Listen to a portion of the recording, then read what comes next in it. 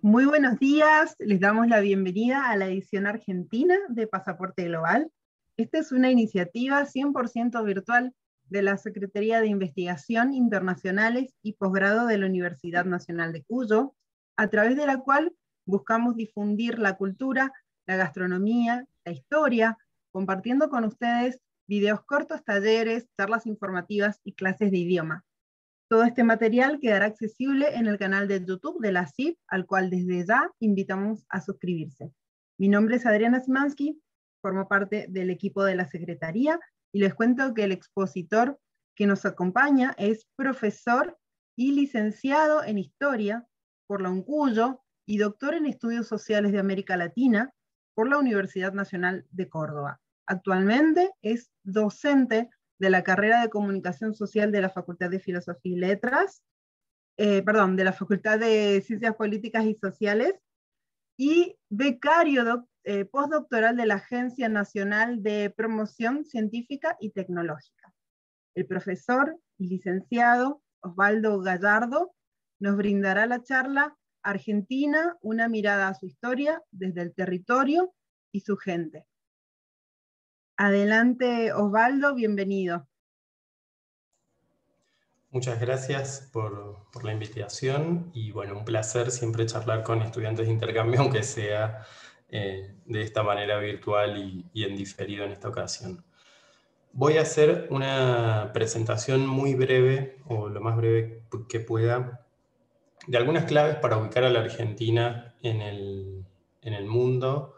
y para pensar algunas cosas básicas de su historia y charlando con las responsables de esta invitación, bueno, surgió la idea por ahí de centrar un poco la charla en cuestiones de población y de cómo ha evolucionado el territorio de la República Argentina, pensando que hay muchos lugares comunes que por ahí son tal vez incorrectos o que tienen que ser un poco matizados y que siguen siendo muy discutidos desde el presente. La historia es eso, es un relato, es un discurso que construimos sobre el pasado, pero constantemente lo estamos resignificando, abriendo hacia nuevas temáticas, visibilizando nuevos problemas en función muchas veces de los propios problemas o el propio contexto del presente en el que estamos. Voy a compartir un ratito una mínima presentación, a ver si puedo hacerlo un poco más didáctico. La Argentina está ubicada en el cono sur, en el extremo sur del continente americano. En esta mirada de la Tierra se ve que es un país, en términos geográficos, relativamente aislado, y es un país muy grande. Es el octavo país en cuanto a extensión territorial, eso solo si contamos la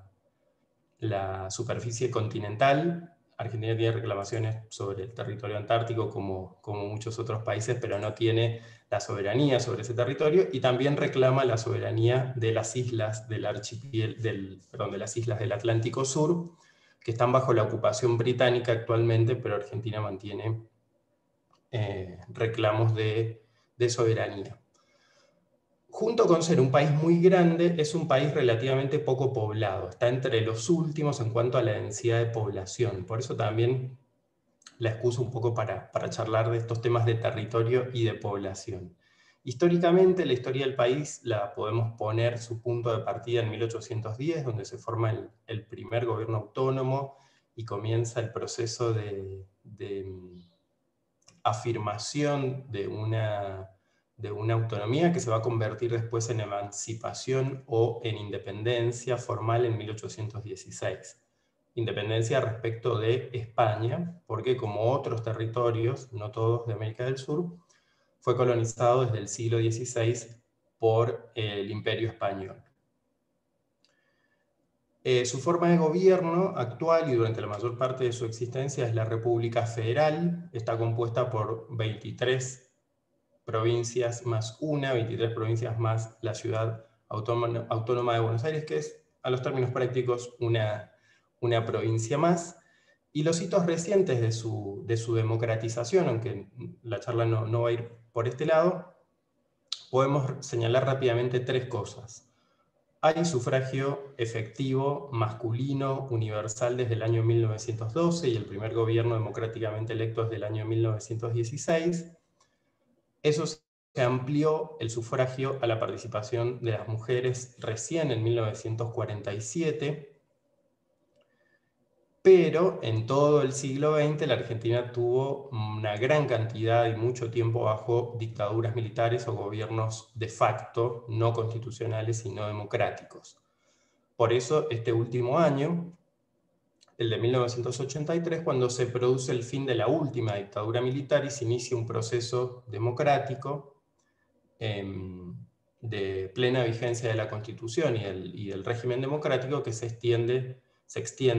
con los vaivenes típicos de cualquier país de la región, pero con continuidad institucional hasta la actualidad. Y es el periodo más largo que ha tenido de vigencia de las instituciones democráticas la Argentina, la actual, por lo que es siempre importante recordar. En general, tenemos estudiantes, por mi experiencia al menos de haber trabajado con estudiantes de otros países, de Europa y de Estados Unidos, pero también de América Latina, y siempre aparecen paralelismos en cuanto a la no continuidad de los regímenes democráticos entre los países latinoamericanos, y eso siempre en clase es una cuestión interesante para reflexionar. Bueno, pasando un poco a la materia. El territorio antes de la conquista española del siglo XVI tenía una gran diversidad de pueblos originarios o indígenas de diferentes tipos de organización, desperdigados a lo largo de todo el territorio. Podemos citar, la Universidad Nacional de Cuyo está ubicada en Mendoza, en el oeste, en el centro-oeste del país, zona hasta la que se extendió aproximadamente el dominio del Imperio Inca, precisamente hasta la llegada de los españoles, la zona cordillerana de Mendoza.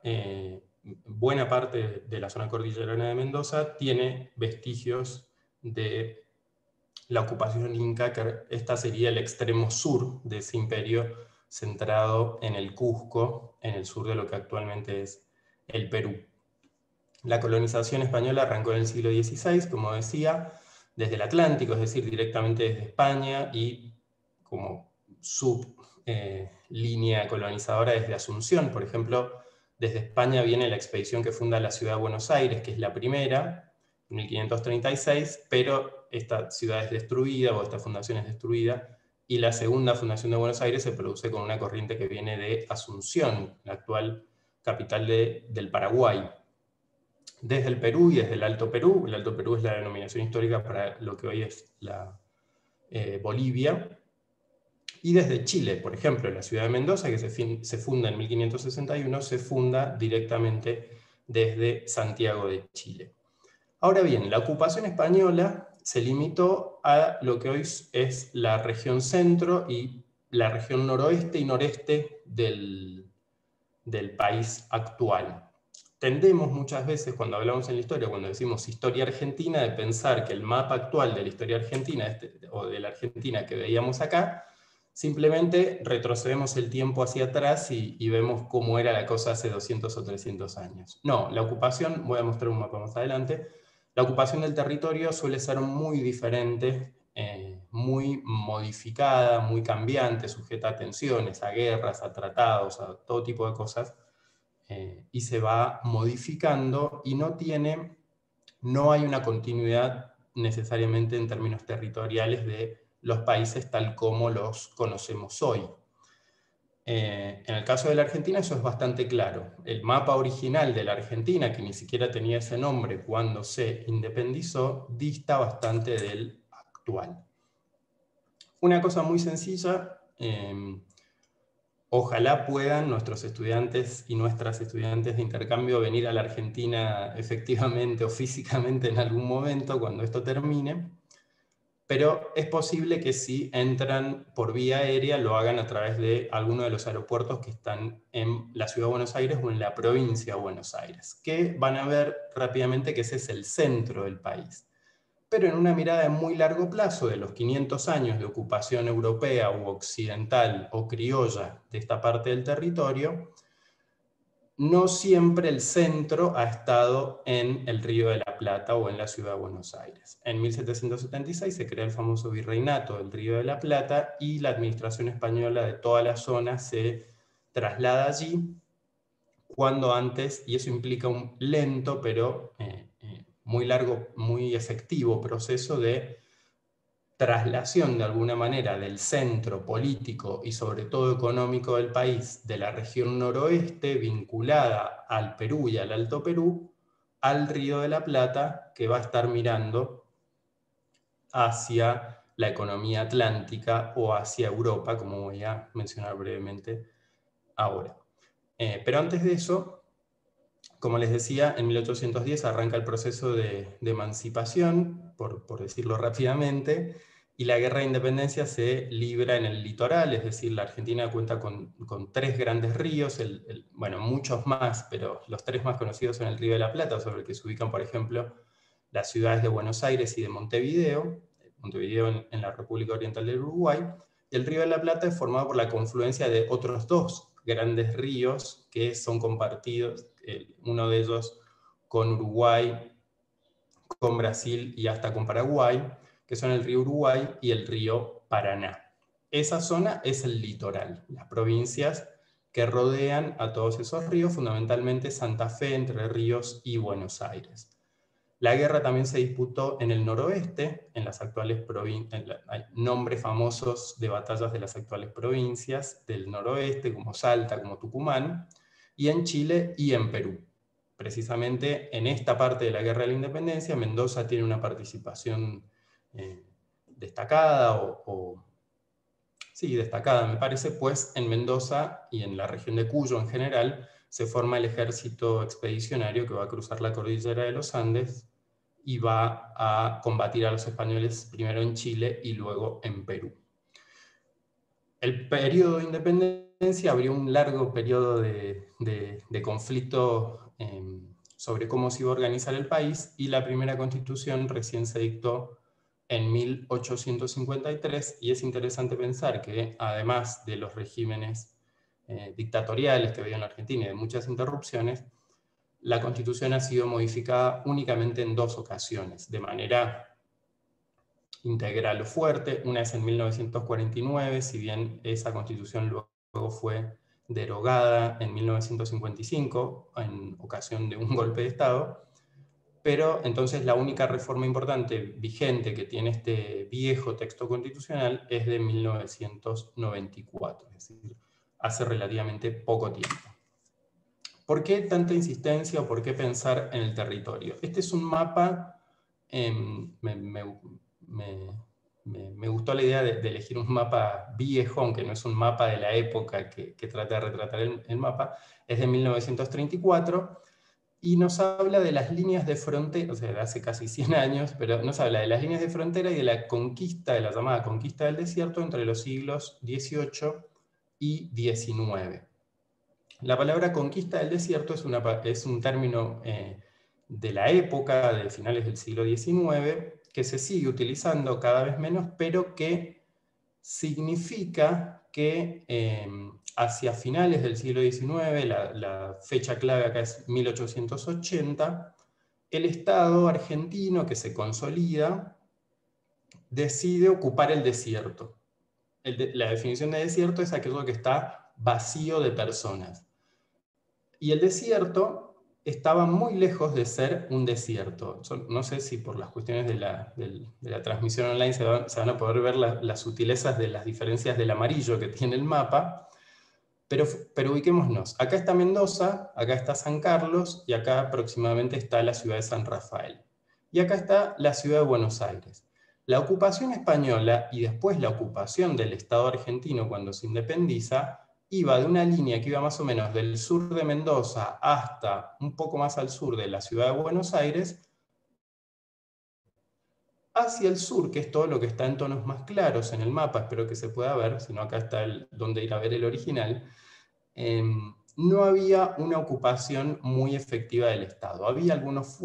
fuertes militares, ¿sí? Y había algunas ciudades en pequeñas ciudades, pequeños poblados, en realidad enclavados en la costa del Océano Atlántico del mar Argentino. Todas estas zonas tenían una dinámica, habían tenido una dinámica desde antes de la conquista, después de la conquista y hasta el siglo XIX y después también, de una presencia indígena muy fuerte, de una diversidad de pueblos que mantenían algún tipo de relación en general, casi todos, con las autoridades, con los españoles primero y después con el Estado argentino, con sus provincias. Relaciones de guerra, relaciones comerciales, relaciones de algún tipo, esas relaciones iban cambiando. En todo caso, no se trataba de un espacio vacío, pero en la segunda mitad del siglo XIX, sobre todo en la década de 1880, el Estado va a avanzar de una manera ya definitiva. En lugar de ir construyendo fuertes cada vez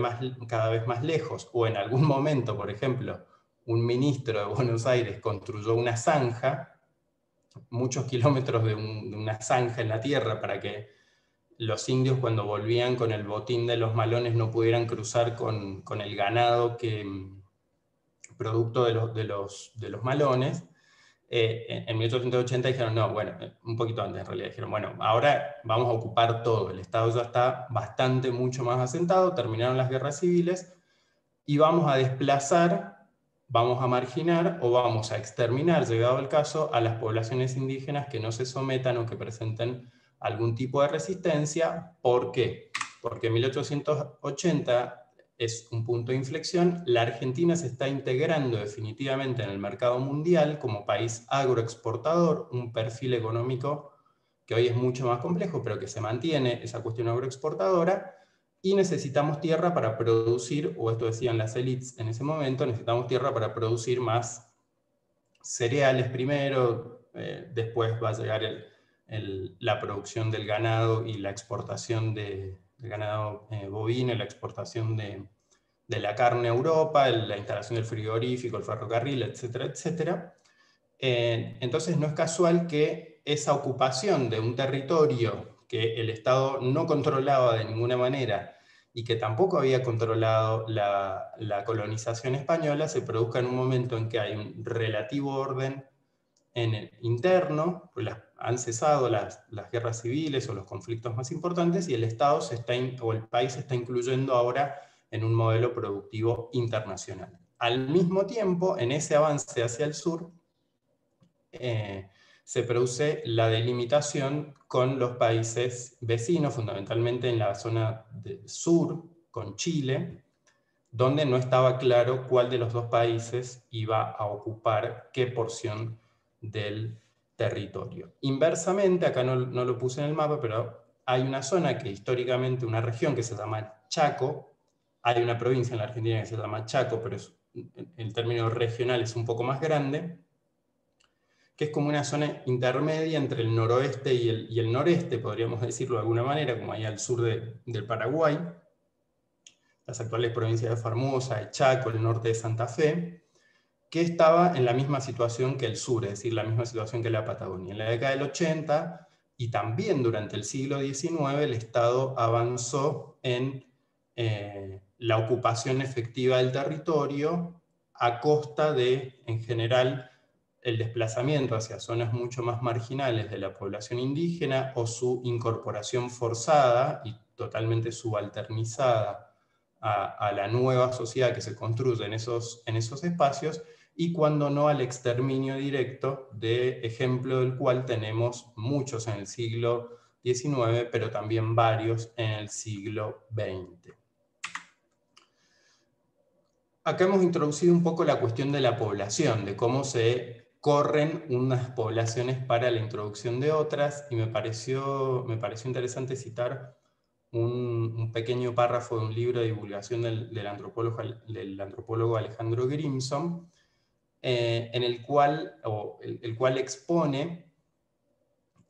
una suerte de mito que nos recorre todavía, o que que es un nervio importante del sentido común de la autorrepresentación de los argentinos y de las argentinas, y es que en este país no hay racismo, por la sencilla razón de que no hay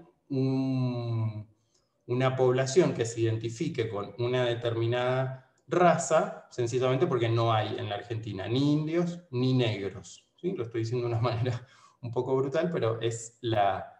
forma en la que ese sentido común sin duda todavía permea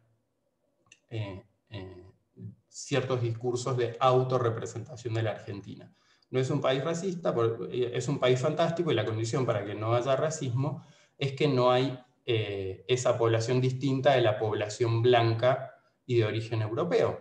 porque ahí viene otro, se agarra con otro proceso histórico de mucho peso que nuevamente tiene su punto de inflexión en la década de 1880, que es la llegada al país de contingentes muy masivos de inmigrantes europeos, sobre todo de origen italiano y español, pero de muchos otros países también, que llegan a la Argentina y ayuda esa sociedad que ha sido llamada hace mucho tiempo sociedad aluvional, como que llega un montón de gente junta, y cambia sin duda la fisonomía de la Argentina, produce una multiplicación de la población. Imagínense la densidad de población que tenía este territorio a finales del siglo XIX, muy pocas personas, y el impacto de la llegada de los inmigrantes va a ser muy grande, pero se va a concentrar sobre todo, y vuelvo al mapa, en las ciudades del litoral y en las grandes ciudades del interior. Entonces, ese componente de este mito de la autorrepresentación argentina como un país más o menos europeo, o un país no latinoamericano en todo caso, y descendiente de los barcos, o determinado por la inmigración europea de finales del siglo XIX, bueno, contrastado históricamente, tiene muchos límites esa interpretación. Esto en la investigación histórica, en la investigación sociológica, antropológica, está discutido hace muchísimo tiempo, pero no es lo mismo con los sentidos comunes que organizan nuestra forma cotidiana de ver el mundo y que muchas veces incluso están detrás de la formulación de distintas políticas. Pero volviendo a la cuestión poblacional y a la cuestión de si hay o no racismo en la Argentina, como les decía, se sostiene ese mito de la Argentina blanca, en la que la población indígena es muy pequeña, o son como grupos identificados en la Patagonia y por ahí, o en todo caso, algo que suele volver al tapete, sobre todo en la zona andina de la Patagonia, son, y acá citando, digamos, a discursos muy tremendos que suelen circular, son indios chilenos que se han metido a la Argentina a reclamar tierras, por ejemplo, o a hacer atentados, ¿sí? Pero esos no deben ser argentinos. Lo mismo, o todavía mucho más negada, la existencia de una población afrodescendiente en virtud de otro mito que sostiene que todos los esclavos negros que había en la Argentina, o que había en el Río de la Plata, o murieron o terminaron en otros países porque fueron parte de los ejércitos de las guerras de independencia. Hernán Otero, en un libro fantástico que se llama Estadística y Nación, y muchos otros investigadores también, como Ezequiel Adamowski, bueno, hay muchos y muchas, muestran que en realidad lo que el censo hace como dispositivo recolector de información de la sociedad es crear las propias categorías por las que está preguntando. Es decir, si yo no busco negros, no voy a encontrar negros en ningún lugar. Y si solo busco blancos, hijos de inmigrantes, voy a encontrar sobre todo eso. Sin embargo, el país es sumamente heterogéneo en términos culturales y en términos poblacionales. Acá yo estoy haciendo como muchas síntesis, por ahí son irresponsables y son problemas más complejos, pero sí decir que hay población indígena en el país como continuidad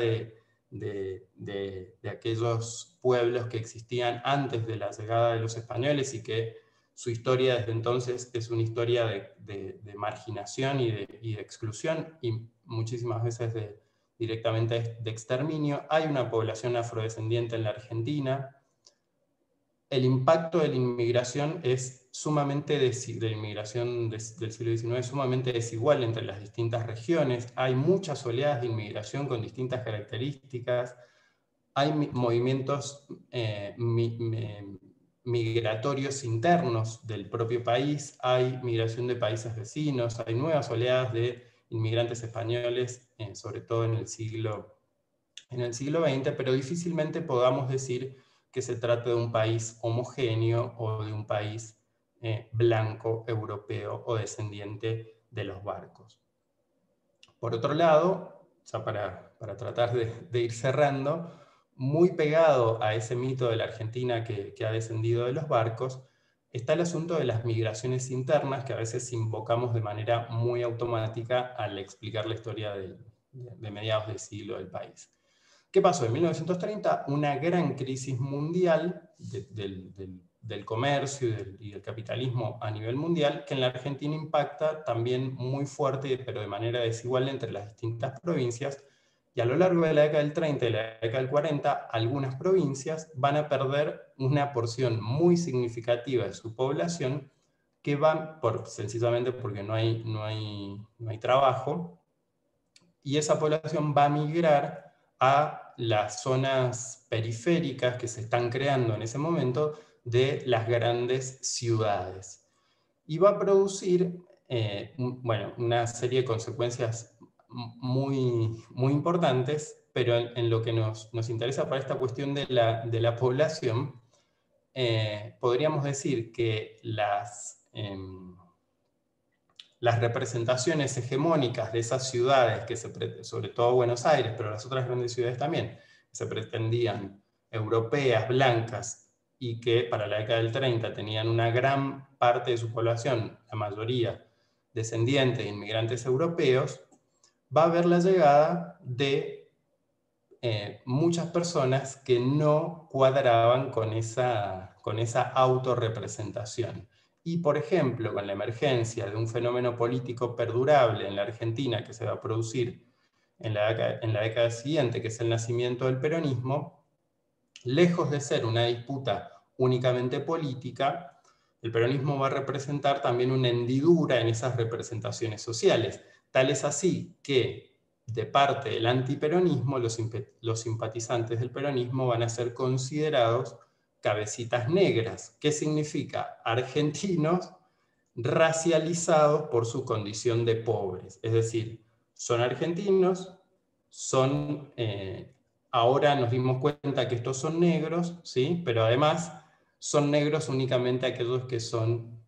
peronistas. También es una cuestión como muy compleja que estoy sintetizando, pero sí es para mostrar que la cuestión racial está presente incluso en el siglo XX e incluso en el siglo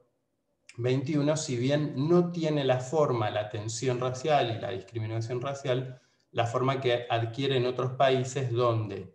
la presencia de la población indígena o la presencia de la población afrodescendiente ha sido incorporado de otra manera en los discursos nacionales. Voy a llegar hasta ahí. Una bibliografía mínima que se puede trabajar que se puede consultar sobre estos temas y agradecer la oportunidad de la convocatoria de esta charla. Ha sido como tratar de dar un panorama muy rápido de algunos temas de historia argentina. Lamentablemente por estas cuestiones de la pandemia no podemos hacer ahora un intercambio que siempre es sumamente interesante, pero bueno, ojalá quede para otra oportunidad. Muchas gracias, Osvaldo. Así es. Realmente esperamos poder volver a encontrarnos por este medio y sobre todo ya de manera presencial. Hemos tenido siempre muchos estudiantes que toman la materia de historia argentina porque es una manera de acercarse y conocernos. Pero también nosotros como argentinos valoramos estos aportes para cambiar nuestro sentido común, ¿no? Que muchas veces impregna decisiones, hábitos y la misma cultura. Agradecemos a quienes se han sumado a esta transmisión y también pueden estar comentando debajo del video que va a quedar subido en el canal de YouTube. Nos encontramos en la próxima edición de Pasaporte Global y muchas gracias a todos. Adiós.